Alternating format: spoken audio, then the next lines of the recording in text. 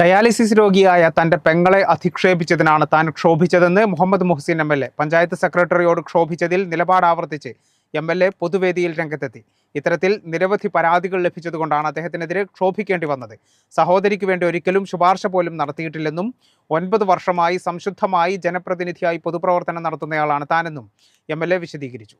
പെങ്ങള് ഒരു സർക്കാർ ഓഫീസിൽ പോയപ്പോൾ പെങ്ങളോട് മോശമായിട്ട് പെരുമാറിയതിന് ഞാൻ ആ സെക്രട്ടറിയെ തെറി വിളിക്കുന്നു എന്നാണ്. 9 വർഷമായി ഞാനൊരു ജനപ്രതിനിധിയാണ്. ഞാൻ പരമാവധി ആരെയും തെറി വിളിക്കാതെ ഇരിക്കുന്ന ഒരാളാണ്.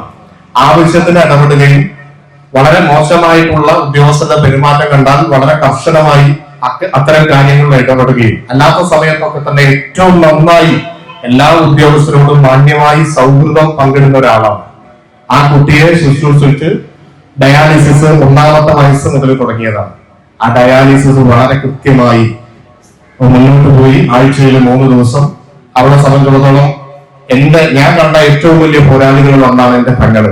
അതുപോലെയുള്ള ഒരുപാട് പോരാളികളാണ് ഇവിടെ ഇരിക്കുന്ന അമ്മമാര് എന്നുള്ളത് കൊണ്ട് കൂടിയാണ് ഞാനത് പറയുന്നത്. ഈ കുട്ടിയുമായിട്ട് ഓങ്ങല്ലൂരിൽ പഞ്ചായത്ത് ഓഫീസിൽ പോയി ആ കുട്ടിയെ ഒരു വാഹനത്തിൽ ഈ കുട്ടി ഉണ്ട് എന്ന് പറഞ്ഞിട്ടും 1 മണിക്കൂർ നേരം അവിടെ ആ സെക്രട്ടറി ഇരുത്തി. ഞാൻ എന്റെ പെങ്ങൾക്ക് ഒരു ആവശ്യം എന്ന് പറഞ്ഞ് ഞാൻ ഫോണ് വിളിച്ച് നേരത്തെ ഒരു ആവശ്യവും അവരോട് ഞാൻ പറഞ്ഞിട്ടില്ല.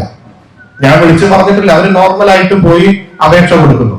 അവിടെ ഈ കുട്ടി ഇരിക്കുന്നുണ്ട് എന്ന് പറഞ്ഞിട്ടും സെക്രട്ടറി രാത്രി ചട്ടിച്ചോറ് വേണോ വേറൊരു ചോറ് വേണോ എന്ന് വിളിച്ച് സംസാരിക്കുന്നു. അതിനുശേഷം കുട്ടിയുടെ കാര്യത്തിലും മൈൻഡ് ചെയ്യുന്നില്ല. ഇവരോട് ഇവരുടെ വിദ്യാഭ്യാസത്തെ കുറിച്ചും ഇവരുടെ ബാക്ക്ഗ്രൗണ്ടിനെ കുറിച്ചും മോശമായിട്ട് പറഞ്ഞു. സാക്ഷിയാണ് ഈ പെങ്ങള് എന്നോട് പറഞ്ഞില്ല, ഇവളെന്നോട് പറഞ്ഞില്ല. ഞാനത് പലരും പറഞ്ഞാണ് അറിയുന്നത്. ആ പഞ്ചായത്തിൽ നിന്നും പുറത്തുനിന്നും ഇത് കേട്ട ആളുകൾ പറഞ്ഞിട്ടാണ് ഞാൻ അറിയുന്നത്.